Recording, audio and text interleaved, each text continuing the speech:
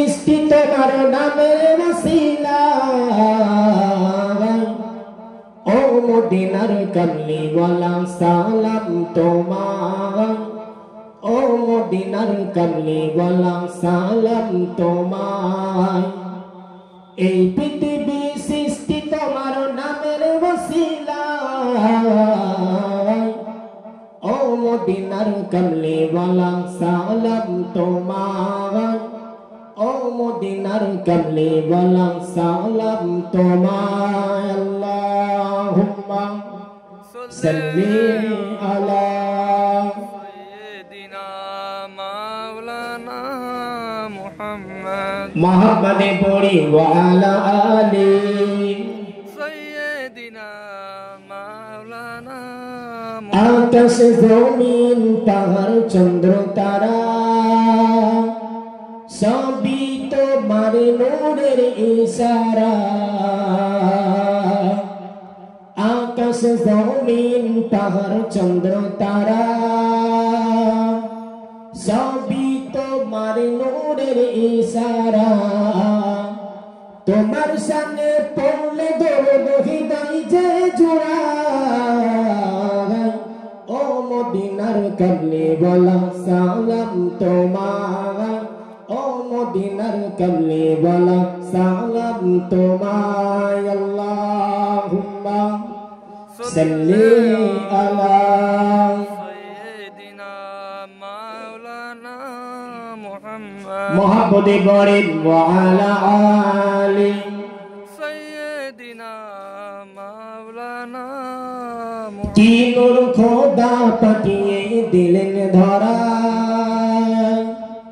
জাগার রোশনীতে আধার লুটায় কি নূর খোদা পাঠিয়ে দিলেন ধরা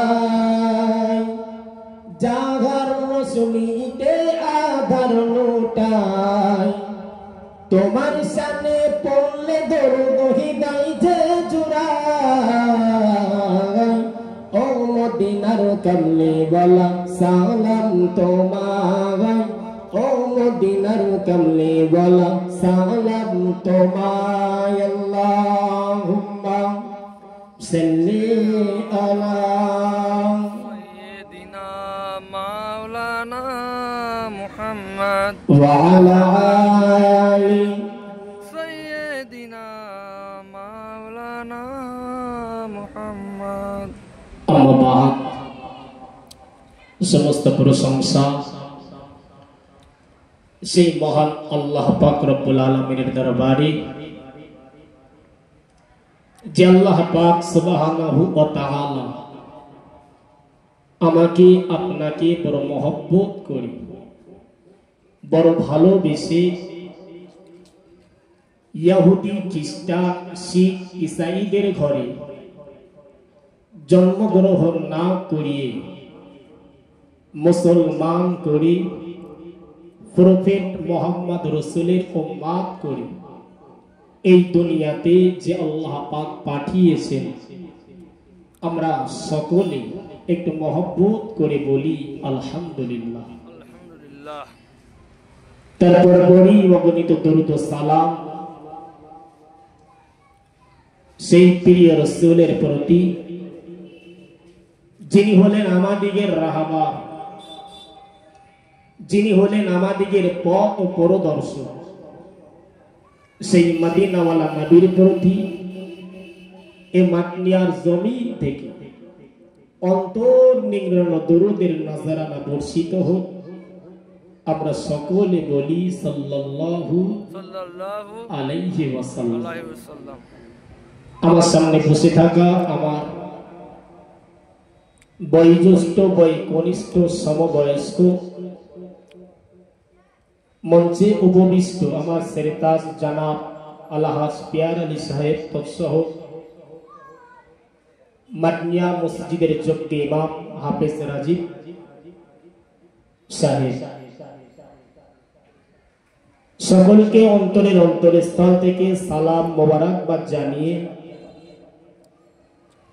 আমি জুমার দিন সম্পর্কে কিছু আলোচনা করব ইনশাআল্লাহ।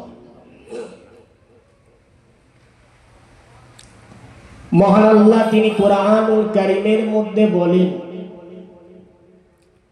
ফাওয়াইলুল লিল মুসাল্লিন। আল্লাহ বলেন ওই সমস্ত নামাজি ব্যক্তিদের দুর্ভোগ যারা নামাজ পড়ে বটে কিন্তু নামাজের ভিতরে একাগ্রতা, নামাজের ভিতরে নম্রতা, নামাজের ভিতরে ভদ্রতা, নামাজের ভিতরে খুশু খুশু, যাদের নামাজের ভিতরে এই সমস্ত বিষয়গুলো থাকে না, আল্লাহ বলেছে ওই সমস্ত নামাজীদের জন্য রয়েছে কঠোর শাস্তি।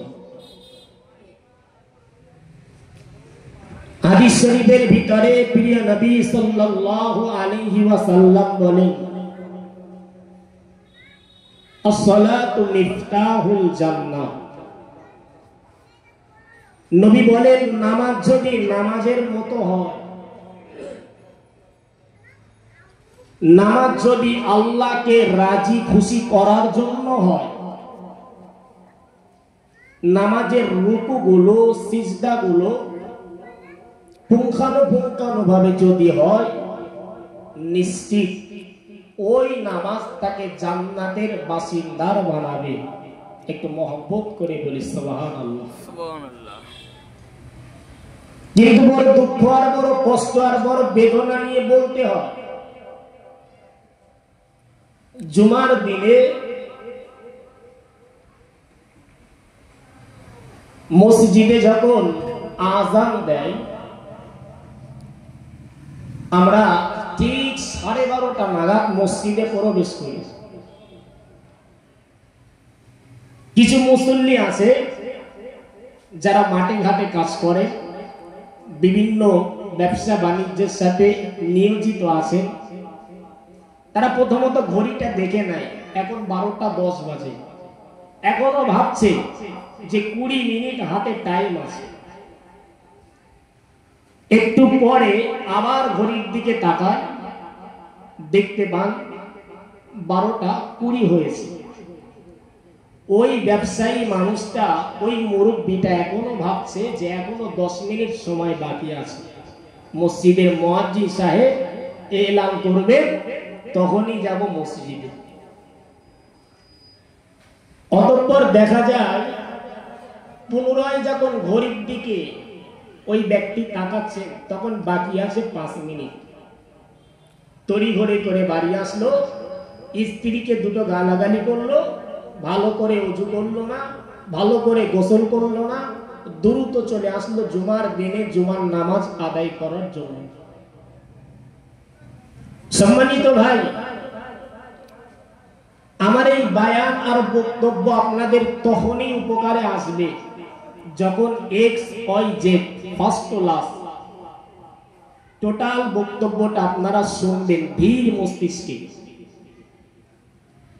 আবার অনেক মানুষকে দেখি জুমার দিনে নামাজ পড়তে আসছে, ইমাম সাহেব তাকবীরে তাহরিমা দিয়ে আল্লাহু আকবার বলে নিয়াত করে ফেলেছে। 40 বছর নামাজের বয়স পেরিয়ে গেছে, মসজিদের কোনায় ঝুল আছে, এই মুসল্লি জুমার দিনে ওই মসজিদের কোনায় ঝুল দেখছে। আবার অনেককে দেখেছি এমন বুক পকেট থেকে খুচরা 2 টাকা 4 টাকা পড়ে গেছে, তো পাশের মুসল্লিটা করে কি, সেদিকে ফিরে দেখে।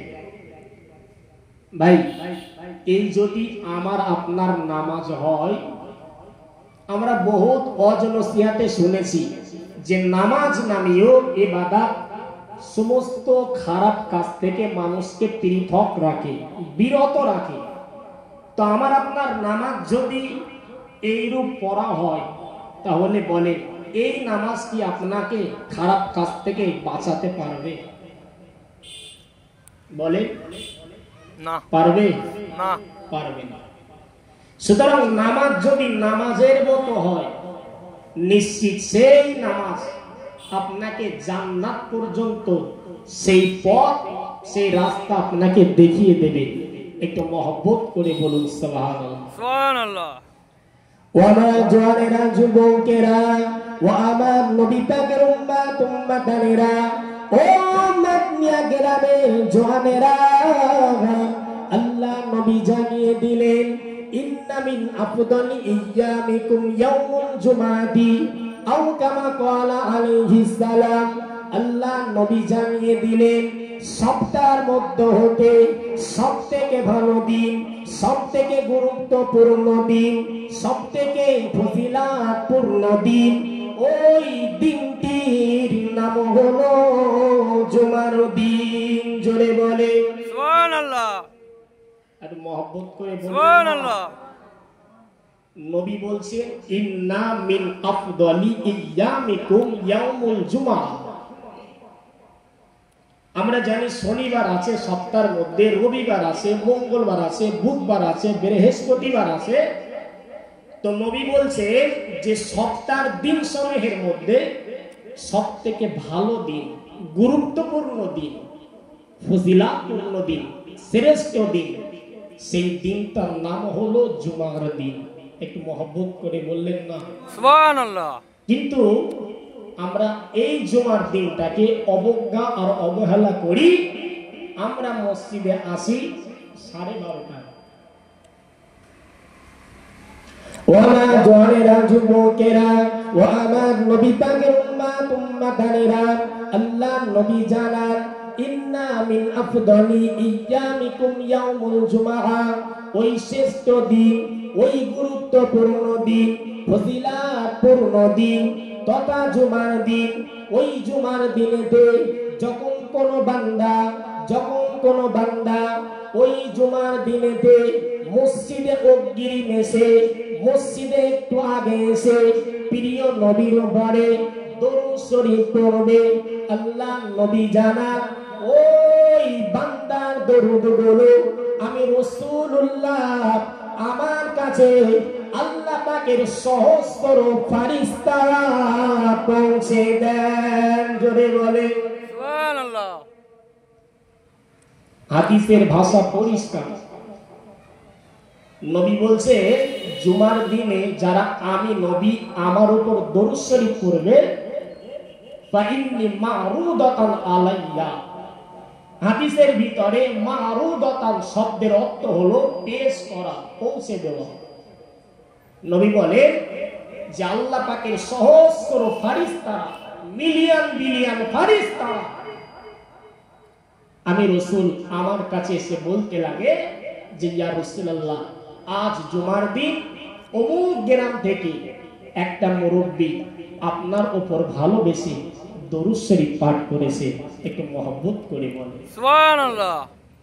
সম্মানিত ভাই, কিন্তু আমরা জুমার দিনটাকে খুব অবজ্ঞা আর অবহেলা করি। আমি মাঝে মাঝে গ্রামে নামাজ পড়ি, আমি দেখি ইমাম সাহেবের 2 রাকাত নামাজ সবেমাত্র শেষ, মুসল্লিদের ভিতরে প্রতিযোগিতা শুরু হয়ে যায়, কে আগে বার হতে পারে। আচ্ছা, এই গ্রামে কি হয় না? প্রত্যেক মসজিদে আছে, এই গ্রামে প্রত্যেক মসজিদে। যদি একদম বাস্তব কথা বলি, এখন মনে করে যে আমি গ্রামের একটা মোতাওয়াল্লি, গ্রামের একটা সুনামধন্য মানুষ, তো আমি মসজিদে এসেছি, কথাটা ভালো করে বোঝে। এখন আমার বাড়িতে একজন মেহমান এসে বলছে যে হুজুর কোথায় গেছে। বাড়ি থেকে উত্তর আসলো যে হুজুর গেছে মসজিদে। বা মুরব্বী ব্যক্তিটা কোথায় গেছে, আব্দুল করিম আব্দুল সত্তার তার বাড়িতে লোক এসে গেছে, কোথায়? বলছে মসজিদে গেছে। বলছে কখন আসবে? বলছে 2 মিনিট 3 মিনিট পরেই চলে আসবে। ছোট ছোট বাচ্চা, দাদু গেছে মসজিদে, বাড়িতে লোক এসছে, নাতিকে জিজ্ঞাসা করছে নাতি দাদু কোথায়? বলছে মসজিদে গেছে। কখন আসবে? বলছে এক্ষুনি চলে আসবে। তার মানে নাতিও জেনে গেছে যে আমার দাদুটা মসজিদে গিয়ে বেশিক্ষণ দাঁড়ায় না। কথা কি বুঝতে পারছেন? কচি কচি বাচ্চারাও জানে যে এই জিনিস মসজিদে গিয়ে বেশিক্ষণ বসে না। কিন্তু যদি আপনি একটু উল্টে ধরে, বাজারে গেছে, খোঁজ নেওয়া হলো কখন আসবে, পরিবার থেকে উত্তর আসছে কখন আসবে জানে না। ভাই এই ঘটনা কি আমাদের গ্রামে হয়? হয় না বাবা? কিন্তু রাসূলুল্লাহ সাহাবাদের জীবন চরিত্র একটু ভাবে। সাহাবাদের বাড়িতে যদি জিজ্ঞাসা করা হতো যে অমুক সাহাবা কোথায় গেছে, কচি কচি মাসুম বাচ্চারা বলতেন আমার আব্বাজান মসজিদে গেছে। জিজ্ঞাসা করা হতো কখন আসবে, ওই কচি কচি মাসুম বাচ্চাগুলো বলতেন কখন আসবে তা তো বলতে পারবো না, একটু মহব্বত করে বলেন, সুবহানাল্লাহ, একটু ভালোবেসে বললেন না। সুবহানাল্লাহ। কিন্তু যদি কোনো সাহাবা বাজারে যেতে, কচি কচি বাচ্চাদেরকে জিজ্ঞাসা করা হলে যে আব্বাজি কখন আসবে, বলতেন বাজারে গেছে মানে খুব দ্রুত চলে আসবে। কিন্তু রাসূলুল্লাহ সাহাবাদের বিষয়টা আজ আমাদের সাথে একটু মেলা। মসজিদে আমাদের পা দাঁড়ায় না। তো ভাইরা আমার, সবথেকে গুরুত্বপূর্ণ দিন, শ্রেষ্ঠ দিন, সেটা হলো জুমার দিন। অনেক ওলি বান্দা পর্যন্ত কাঁদেন যে আল্লাহ মৃত্যুটা আপনি জুমার দিনে দেবেন। তাদের দোয়া কবুল হয় না। কেউ বুধবার ইন্তেকাল করে, কেউ বৃহস্পতিবার, কারো নসিবে মঙ্গলবার, কারো নসিবে রবিবার লেখা থাকে। ওয়ারা জওয়ানেরা, যুবকেরা, ও আমার নবী পাকের উম্মত উম্মতানেরা, ও আমার পেদানসি নদরমিকা মা গো বোনেরা, আল্লাহ নবী জানান কি জন্য বাবাজি জুমার দিনের এত গুরুত্ব, জুমার দিনের এত মহত্ব, জুমার দিনের এত ফজিলত। আল্লাহ নবী জানান খুলিকা আদম, আল্লাহ পাক আল্লাহ তাআলা নবী আদম আলাইহিস সালামকে যেদিনে বানিয়েছিলেন ওই দিনটির নাম ছিল জুমার দিন। জোরে বলে সুবহানাল্লাহ। নবী আদমকে আল্লাহ যেদিনে প্রথম সৃষ্টি করেছিলেন, আমার আপনার নবী বলছেন ওই দিনটার নাম ছিল জুমার দিন। একটু মহব্বত করে বললেন না? সুবহানাল্লাহ। কিন্তু সেই জুমার দিনে আমরা ঘরে বসে থাকি, আর যদিও বা নামাজ পড়তে যাই, 2 রাকাত নামাজ পড়ে আমরা প্রতিযোগিতা করি এটাই যে কখন বাড়ি ফিরে যাব।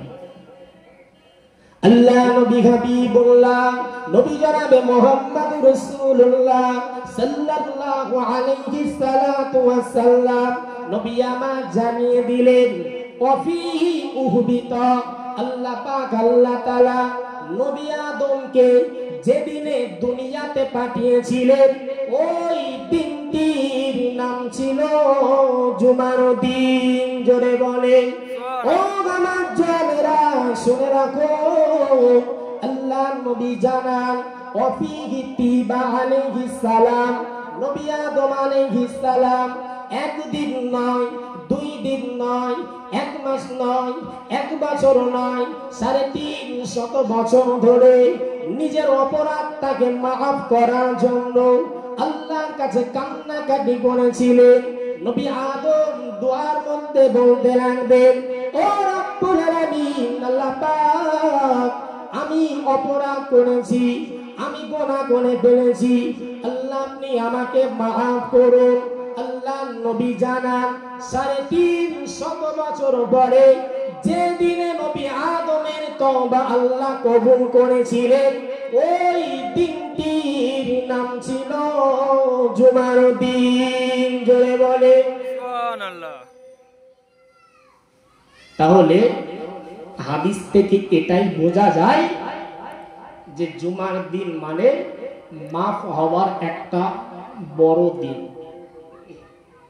কিন্তু সেই জুমার দিনে গ্রামের কিছু মুসল্লি যাচ্ছে নামাজ পড়তে, আমরা তাদেরকে দেখছি, কিন্তু আমাদের মনটা একবারও চাচ্ছে না যে তারা যদি কাজ কাম সবকিছু ছেড়ে রেখে, তাদেরও তো স্ত্রী আছে, তাদেরও তো পরিবার আছে, তাদেরও তো সংসার আছে, তারা যদি পারে আমি কেন পারবো না?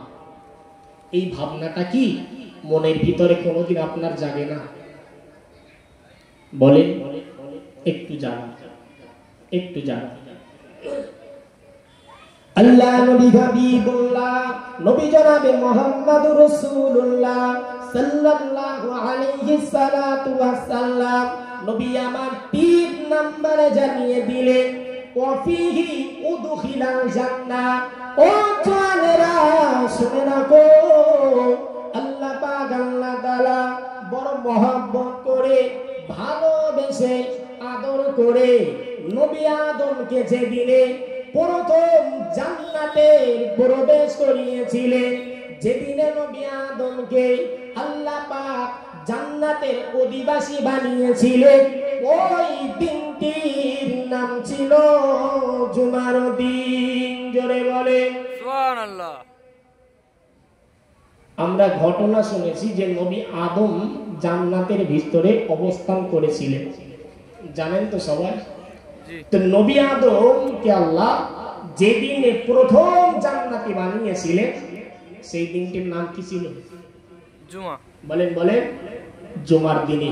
এরপরে নবী বলেন ওয়াফিহি উখরিজা মিনহা, নবী আদমকে ওই জান্নাত থেকে যেদিনে আল্লাহ বহিষ্কার করেছিলেন, জান্নাত থেকে দুনিয়াতে যেদিনে পাঠিয়েছিলেন, জান্নাত থেকে নবী আদমকে যেদিন আল্লাহ বাহির করেছিলেন সেই দিনটার নাম ছিল জুমার দিন। সুবহানাল্লাহ। ভাইরা আমার, এরপরে নবী বলেন অফিহি তাকুমুস সাআ, আর কিয়ামত সংগঠিত হবে সেই দিনটার নাম হলো জুমার দিন। ভাই এখন আপনি মাঠে আছেন বা আপনি গাছে আছেন বা আপনি দোকানদারি করছেন বা আপনি মৎস্য চাষ করেন, ভেড়িতে আছেন, জলকারে আছেন, এখন নবী বলেছেন জুমার দিনে কিয়ামত হবে। এখন আপনি মাছ চাষ করছেন, যদি কিয়ামত হয় আপনার ঠিকানা? এখন গাছের ডালে আপনি আছেন, আর যদি কিয়ামত শুরু হয়ে যায়, দুনিয়া যদি লন্ডভন্ড হয়ে যায়, আপনার ঠিকানা? কিছু কি বুঝতে পারছেন? সুতরাং জুমার দিনটাকে এত হালকা ভাবে নেবেন না, এত হালকা ভাবে নেবেন না।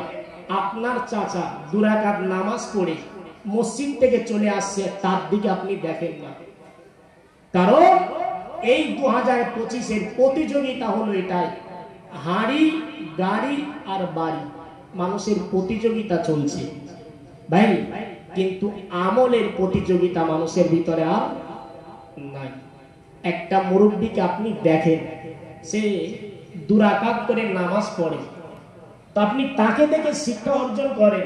সে যদি 2 রাকাত করে নামাজ পড়ে, আমি আজ থেকে 4 রাকাত করে বেশি নামাজ পড়ব, এই প্রতিযোগিতা করে, এই আমলের প্রতিযোগিতা করে। এই প্রতিযোগিতা করলে লাভ আছে। কথা কি কিছু বুঝে আসছে ভাই? জি। গাড়ি বাড়ি আর হাড়ির প্রতিযোগিতা মাতনিয়া বলি আর পার্শ্ববর্তী এলাকা জুড়ে যত জায়গা আছে এর প্রতিযোগিতা আছে কম বেশি সব জায়গায়, কিন্তু আমলের প্রতিযোগিতা মানুষের ভিতরে আজ নাই। ভাইরা আমার, জুমার দিনে রাসূলুল্লাহর উপর দরুদ পড়লে আল্লাহর নবী বলে সেই দরুদগুলো আল্লাহ পাকের অজস্র ফেরেশতারা আমি নবী আমার কাছে পৌঁছে দেন। একটু মহব্বত করে বলেন সুবহানাল্লাহ। এরপর পরই নবী বলছে যারা পরস্পর 3টে জুমা ছেড়ে দেবে, অনেকে এমন কাজ করে পরস্পর 3টে জুমা কাজা, একটা জুমা একটা সমস্যার কারণে হলো ঠিক আছে, দ্বিতীয় জুমা একটা সমস্যার কারণে হলো ঠিক আছে, কিন্তু 10টা 15টা বছরে 52টা সপ্তাহ 52টা জুমাই কাজা। এরকম বান্দা কি দেখেছে? বছরে 52টা সপ্তাহ 52টা জুমাই কাজা। ভাই একটু ভাবে, পরিবর্তন নিজেকে করার চেষ্টা করে।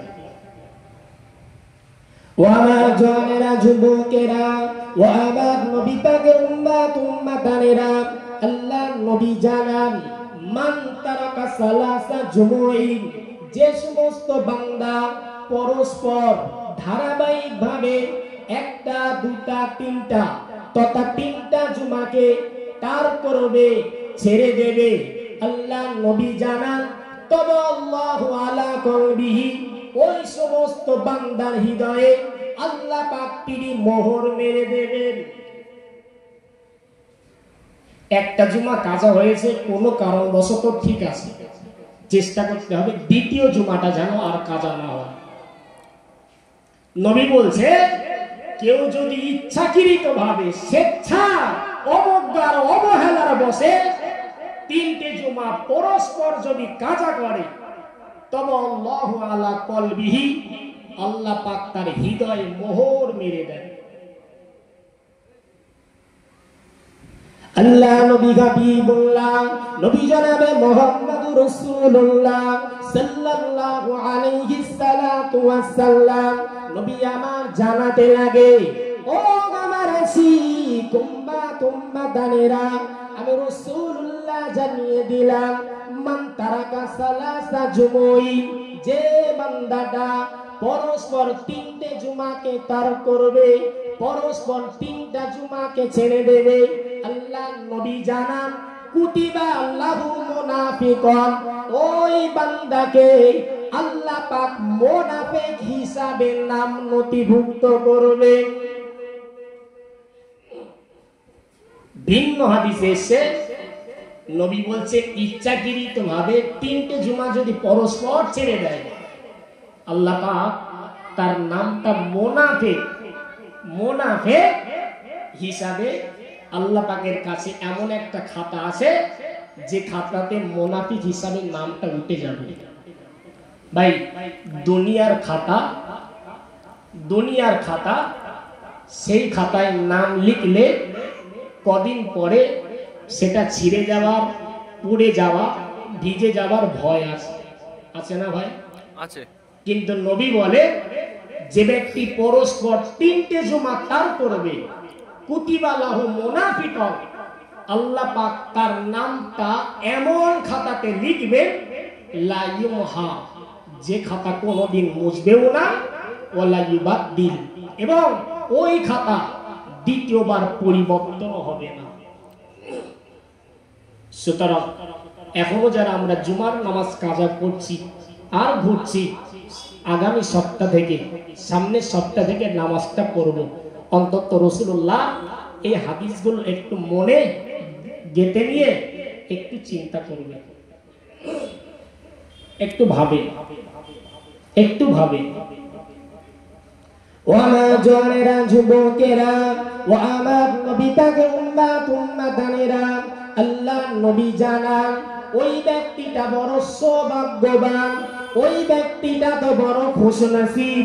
আল্লাহ নবী জানান মান মাতা ইয়াউমাল জুমাতি, ও জওয়ানেরা, যুবকেরা, আল্লাহ নবী জানিয়ে দিলেন মান মাতা ইয়াউমাল জুমাতি, ওই ব্যক্তিটা তো বড় খুশনসিব, ওই ব্যক্তিটা তো বড় সৌভাগ্যবান যার নামটা নিয়ে মসজিদের মুয়াজ্জিন সাহেব ওই মাইকে এলান করতে লাগে, আজ শুক্রবার অঙ্কের পুত্র মুকার নাই, তার জানাজা হবে আসরের নামাজের পরে, তার জানাজা হবে জুমার নামাজের পরে।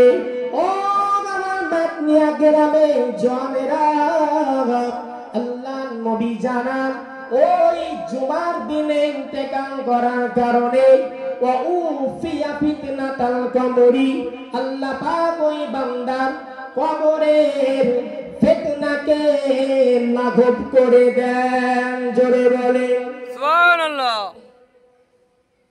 সুতরাং ভালো আল্লাহর ওলিরা পর্যন্ত দোয়া চান যে আল্লাহ মৃত্যুটা আপনি আমার যেন শুক্রবারে হয়।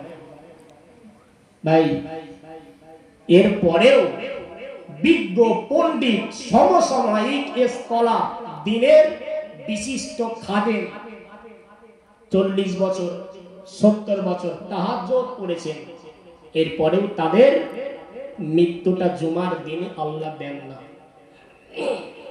এরপরেও আল্লাহ দেন না। কিন্তু মসজিদের পশ্চিম সাইডে কুড়ে ঘর, পানি আসলে ঘরের ভিতরে পানি পড়ে, দুমুঠো কোনো রকম খাওয়া হয়। একদিন মসজিদের মুয়াজ্জিন সাহেব এলান করলো যে সেই গরিব মানুষটা আর নাই, জুমার পরপরই তার জানাজা হবে। আল্লাহ নবী বলেছে ওই ব্যক্তিটা তো বড় সৌভাগ্যবান, ওই ব্যক্তিটা তো বড় খুশনসিব যার মৃত্যুটা জুমার দিনে আও লাইলাতাল জুমাতি, অথবা জুমার রাতে হয়। আল্লাহ নবী বলেন যে বান্দার মৃত্যু জুমার দিন অথবা জুমার রাতে হয়, আল্লাহ পাক জুমার দিনের খাতিরে ওই বান্দার কবরের আযাবকে আল্লাহ মাফ করে দেন, মহব্বত করে বলে। সুবহানাল্লাহ। ভাইরা আমার, বক্তৃতা দীর্ঘায়িত নয়, স্টেজে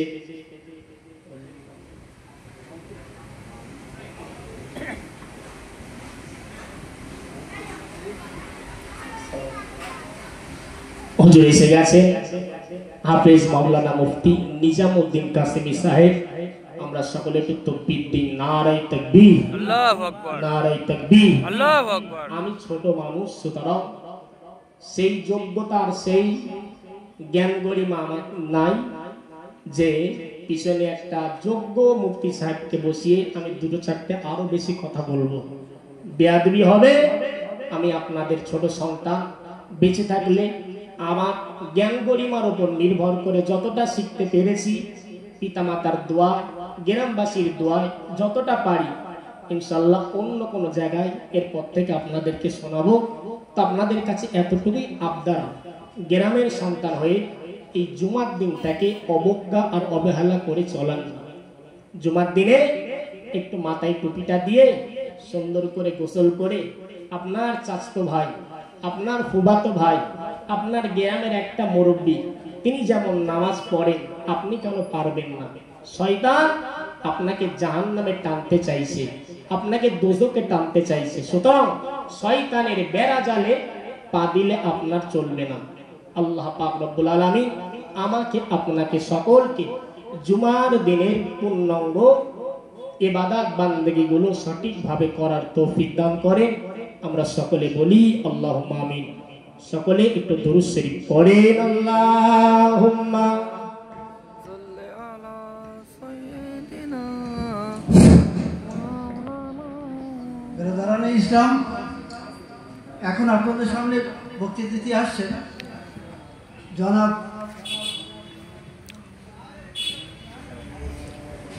নিজামউদ্দিন কাসেমি সাহেব।